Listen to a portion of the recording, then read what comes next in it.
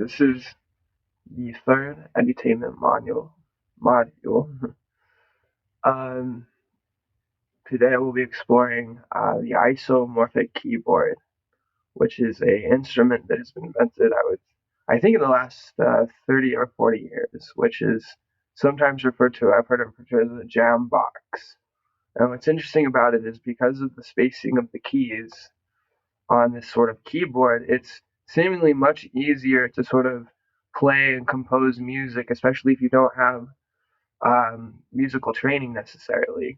And so it's useful for those that are learning music because it allows a person to express themselves musically, potentially at a high enough level that you're making what you would say is like listenable music, without necessarily having the many hours and years of training that's required to play a musical instrument, usually. So, with that said, the resource that I hope to provide to the educational community as such is not just the isomorphic keyboard, because getting these instruments into music programs could be difficult because they usually have to be custom made, or I've tried looking for a sort of cost-effective, all-in-one isomorphic keyboard, but I can't really find one necessarily that would be something that you could buy, say, several score of them. With that said, let's see. Our friend Sergey Kryakov developed a JavaScript web audio API implementation of an isomorphic keyboard with several sounds that you can use. I'm using, and what's significant is it uses the computer keyboard. So the computer keyboard is arranged similarly enough to an isomorphic keyboard that you can sort of use one in a pinch, as it were. So I've been playing around with this morning, and I've very quickly come to see where these have extreme value. So what I'm going to do over the next, say, 40 minutes or so is try to compose a piece of music and go through the process of doing that. Using primarily the isomorphic keyboard, I'm also going to use the guitar a bit to add like some atmospherics and things like that, just to make it a bit more rock and roll. But primarily we'll use the isomorphic keyboard and try to come to something. But the tools that I'm using and I'll post a link in the comments or the chat or whatever, that I'm using the isomorphic keyboard implementation that I talked about before, but I'm also using a Chrome extension which lets you make any tab an audio channel and then add some effects to it, and it's called, let's see here, funny how it's hard to just know what the fucking name of a Chrome extension is just from looking at it. Anyway, AudioChannel. AudioChannel is what it's called. I'll post a link to the Chrome page for it in the comments and that. So anyways, let's get to it. So I'll play a bit, and I wish I had a graceful way of adjusting my phone. I really should do this with the camera and things. Further edutainment presentations will probably be a little bit more well put together. This is just me and my phone kind of jamming,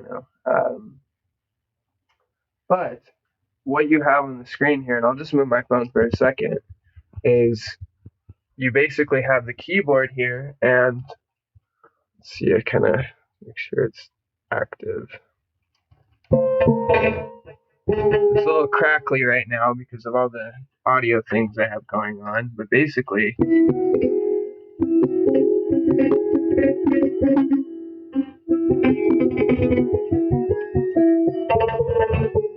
so you can sort of see as I play and hit buttons what's happening on the screen. And so the keyboard is arranged so that chords, so if I were to make a chord, if I were playing piano, chords are usually formed more like, there's a sequential set of intervals that are spaced out on a basically equally spaced fretboard or note or layout like a piano. And on that, so that means you memorize certain chord intervals and certain chord shapes and things, and that lets you sort of like play music by combining those chord shapes into progressions and things, and so et cetera, et cetera, et cetera.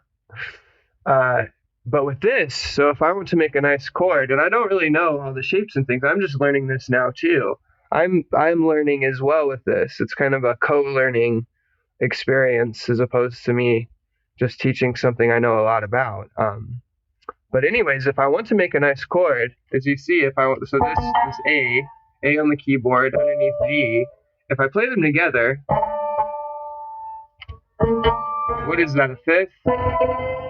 I really ought to be able to just hear that, but it's a consonant interval, but it's on the keyboard itself, it's very tightly arranged. There's not a lot of space between that nice consonant interval. And so in thinking about how I might compose consonant or nice sounding music just sort of easily without knowing much about the instrument, I kind of can know that it's like, well, this is arranged as such that like those nicer intervals, you might say, it's kind of a subjective way of putting it, are kind of arranged in such a way that it makes it kind of helps you form musical structures which are nice sounding. That's really kind of a very subjective way of putting it, but that's the gist of the thing basically. So if I'm going to make some music starting out, when the sound that I'm getting here, so either that's crackly, I actually like it. I think it's like it's web audio API distortion, digital distortion, and I think that the idea of that is just too novel to go and fix it right now. Sorry if the crackliness is offensive to you or something. But what's going on is the effect that's being invoked on the tab for the isomorphic keyboard through the Chrome extension is a chorus. And I really like it because, let's see, let me switch to it here. If you can see that I've turned the rate down to where it's basically nothing.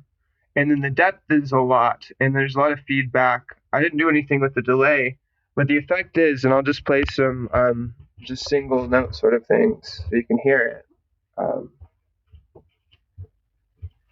Just going to switch back.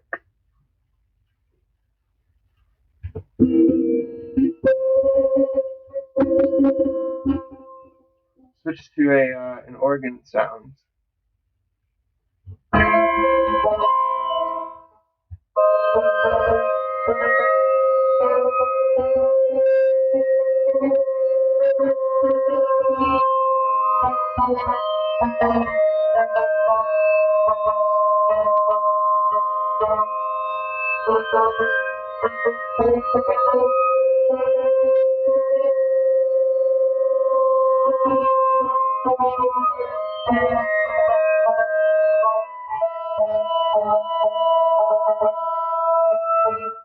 Okay, so that's a good bit. So the chorus, because of how it is, it's sort of like a tape drift effect. It's a sort of slow moving.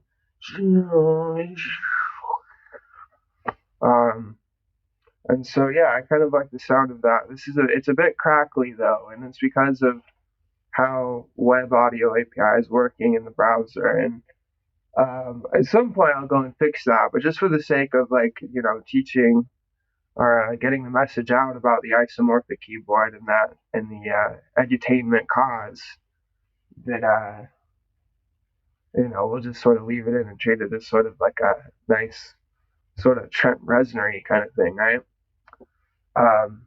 But anyways, let's get to it. And so I've played around with some ideas for how to come up with music, and I'll try to adjust. What I'll do is I'll actually just adjust the camera so that you'll see my fingers playing the keyboard, if I can do that gracefully enough. Oh no, that's not it at all. Hang on. If we just had Project fucking Xanadu as the internet, this I wouldn't have to do this kind of thing right now. So I think. I'm just using this cups that are left down here as things to stabilize the camera. I really should have thought of a better solution for this before I started, but sometimes, as Noam Chomsky says, we have to deal with the world as it is and not as we'd like it to be.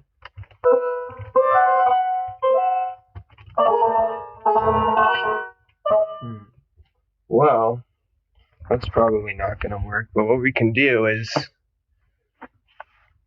set the camera up so that you can see, you can see the keyboard there.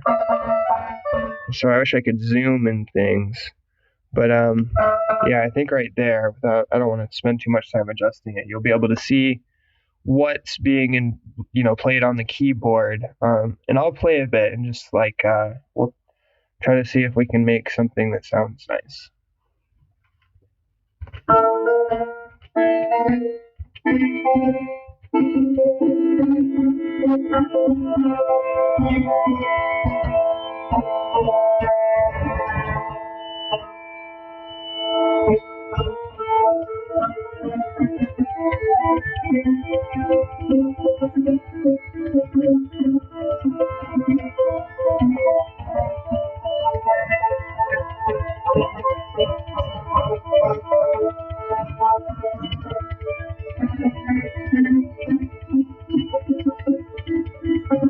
So you can see it's kind of this, you can sort of utilize this technique, and it's very, very satisfying, where you sort of go, if you can hear the click-clack of the keyboard in the background, you can come up with sort of these arpeggio patterns. Let's see, let's try to come up with a nice one.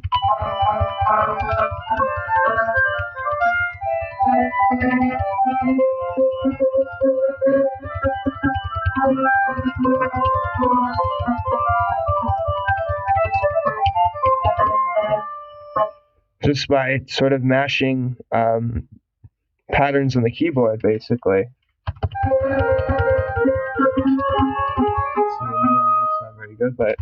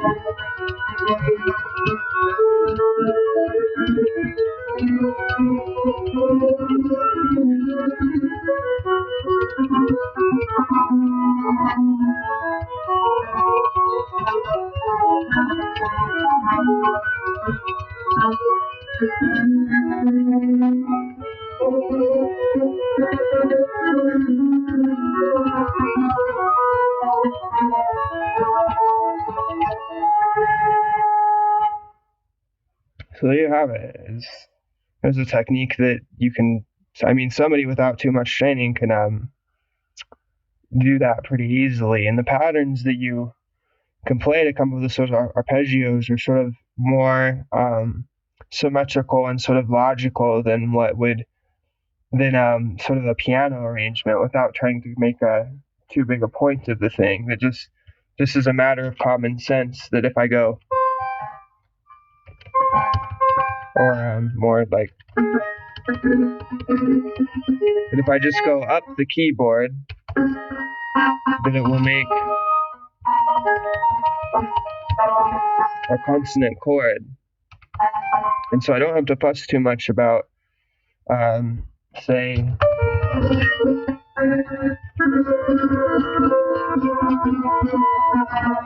I don't have to fuss about learning intervals in a row to know all the different chord intervals so that I can form chords to make chord progressions.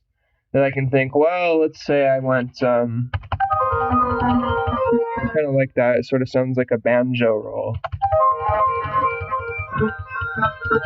I think I want to change that, and I'll just move my left hand and do the same pattern.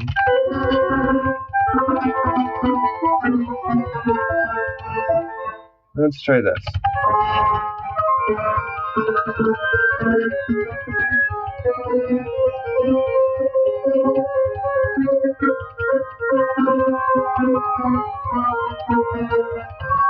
Doing a sort of clocks remix.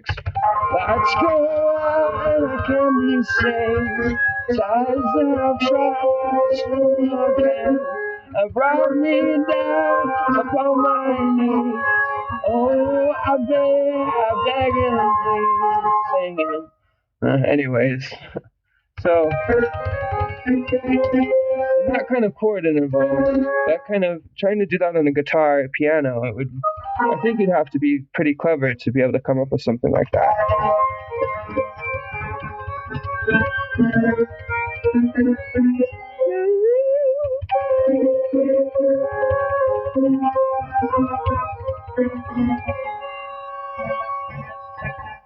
So that's one technique. I'm gonna switch to a different sound for a sec.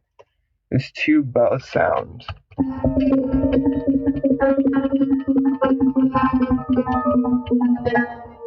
This is a sound I was really liking, where the crackliness was actually helping. Let's see, what's next?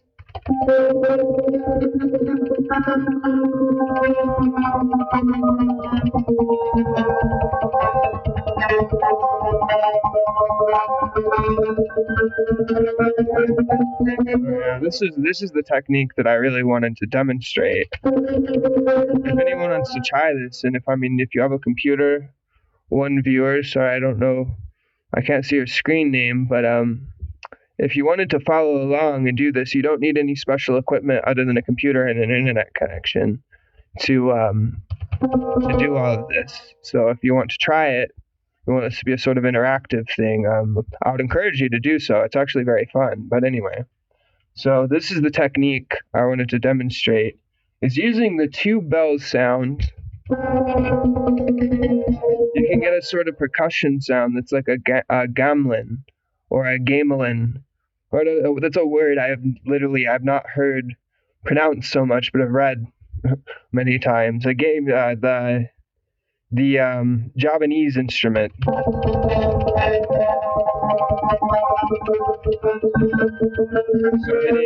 creating chords, these chord clusters, and then percussively just going back and forth on the keyboard, going. Turn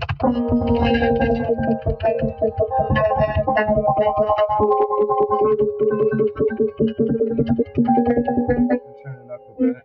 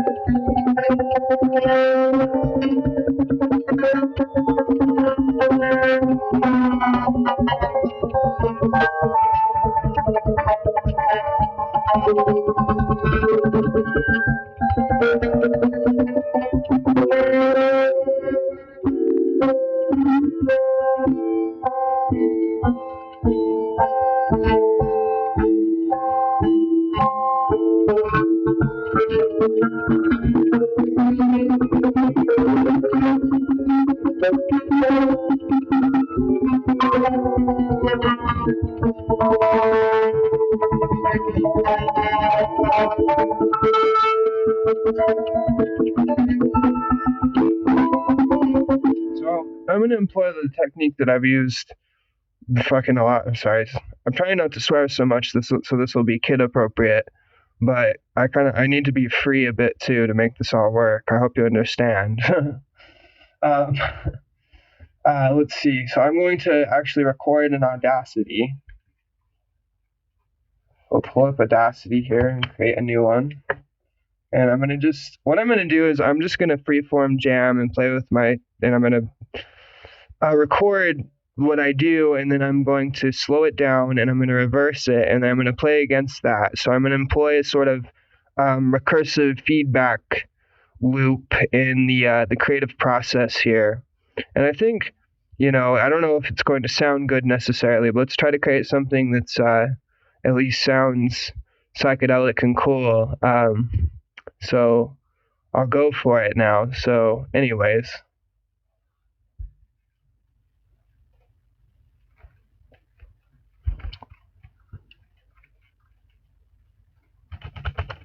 Oh, whoops.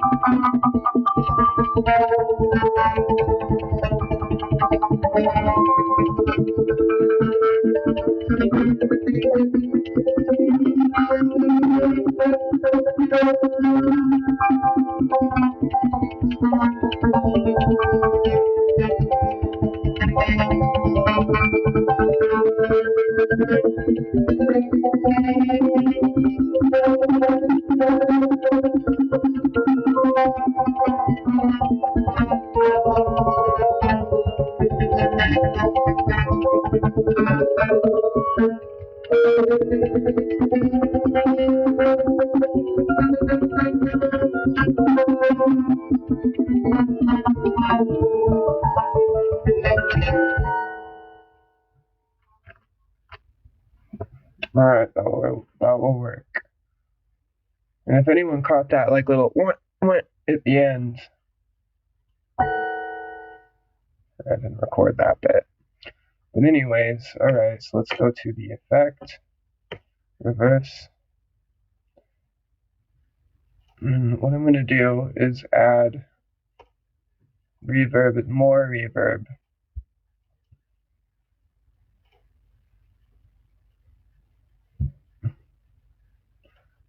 I'm also going to add an echo. Without previewing anything, this might sound awful, but if it does, we can always hit undo, can't we? Alright, let's hear it.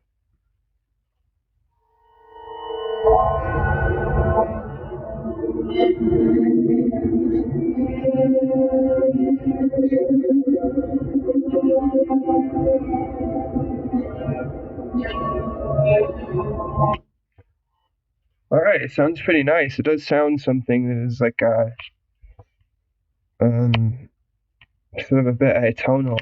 I don't know. I can imagine this being sort of hokey art installation music, right? So I'm gonna try to jam along with the recorded track, and we'll see how that sounds.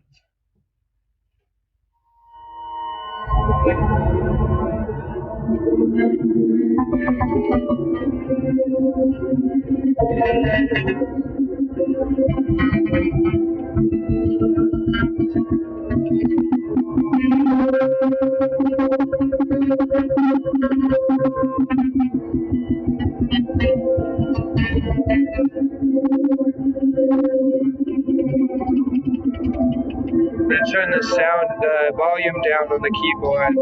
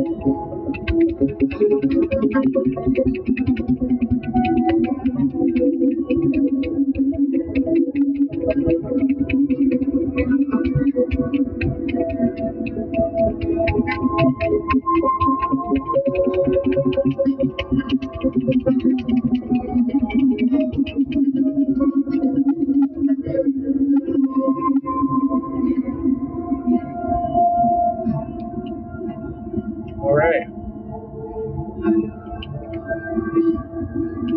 I really like the sound of that. And now, also just for fun though, I'm going to turn down the playback speed and hear what it sounds like slowed down.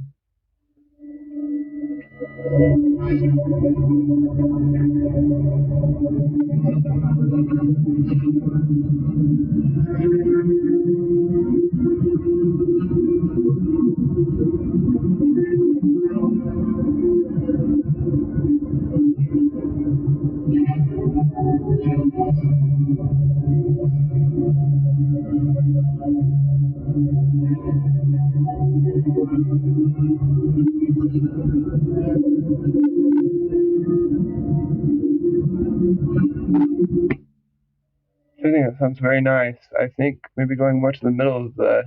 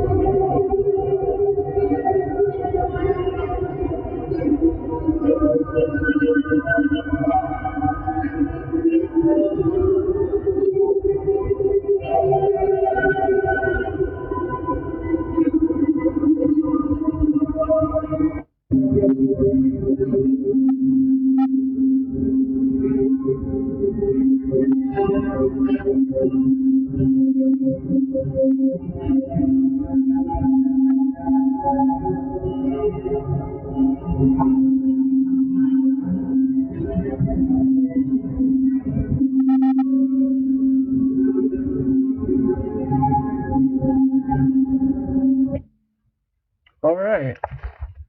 Now what we have there, I have a sort of creative impetus right now to, I want to play guitar to this now. I was going to do a bit more with the keyboard actually, but I feel really like something nice has been generated. I don't want to fuss with it too much. So I'm going to move the camera over here. I'm going to play guitar with this a bit, and then I'm going to do some frippertronics as well with the guitar. And hopefully we can create a nice kind of atmosphere here. Anyways.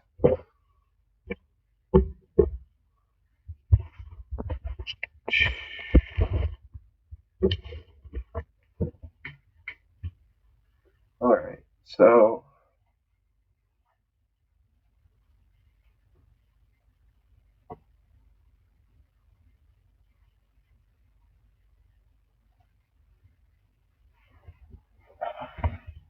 guitar software is taking a minute to pull up. Sorry, the system's just taking a minute. There we go.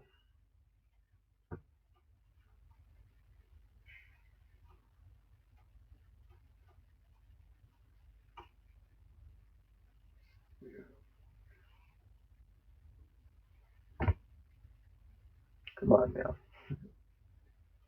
I'm going to do, for those interested, what I like to do to sort of make a nice guitar sound relatively quickly is I like to use the Marshall amp, which is meant to be a simulation of like an 80s Marshall, and then just turn the preamp way down so it's more like a clean amp, and then change the speaker cabinet to more like an AC30, and then use a twin reverb with, I don't know, let's use a high watt cabinet. Then you basically split them, and that's the sort of guitar tone I like to use, if you care to know. Right.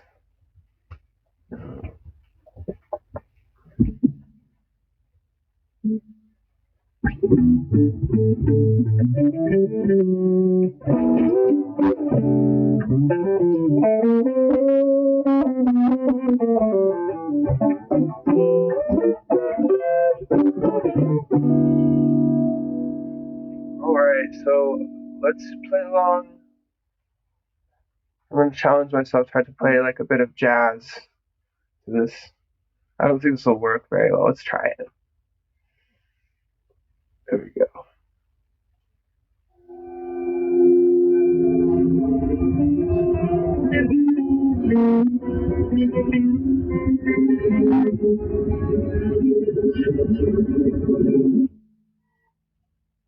Played at its original speed.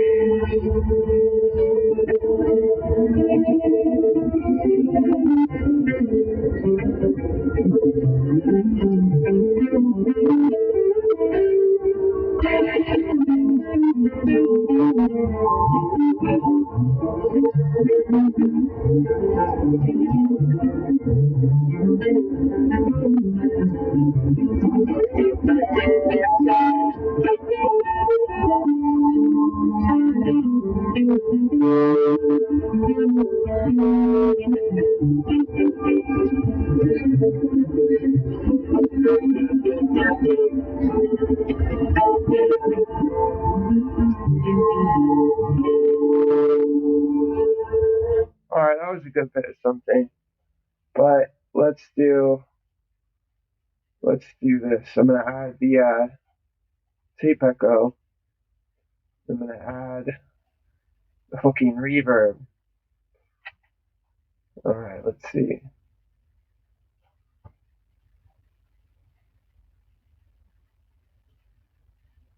I'm gonna use the octaverb.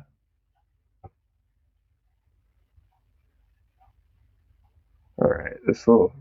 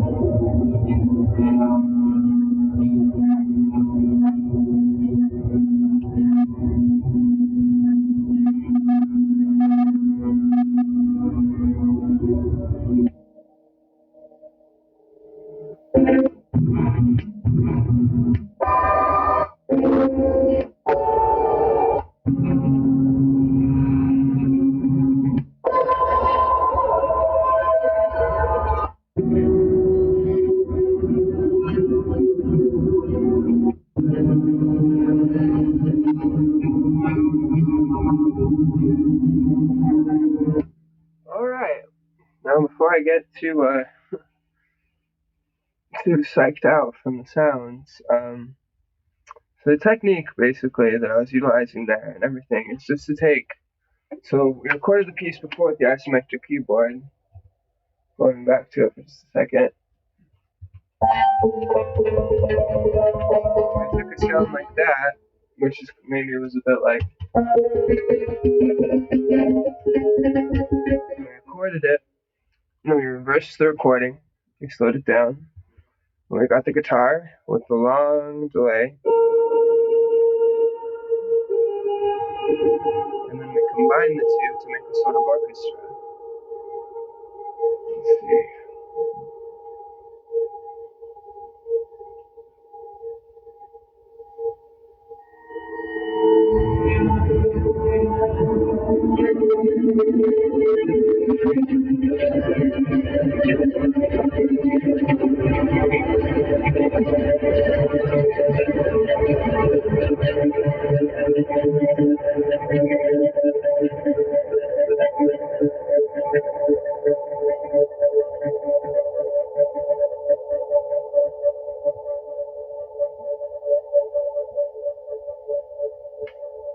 That ends Edutainment Module 3. Hare Krsna.